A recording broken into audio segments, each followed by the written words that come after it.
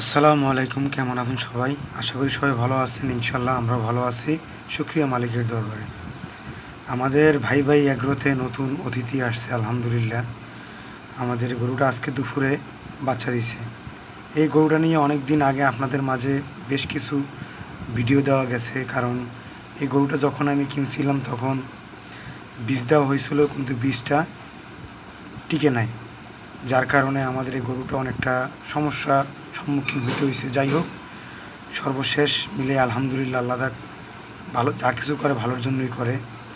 তাই বর্তমানে আসলে গরুর বাচ্চাটা এখন দিছে যে এমন সময়, বর্ষার সিজনে। যাই হোক, শুক্রিয়া।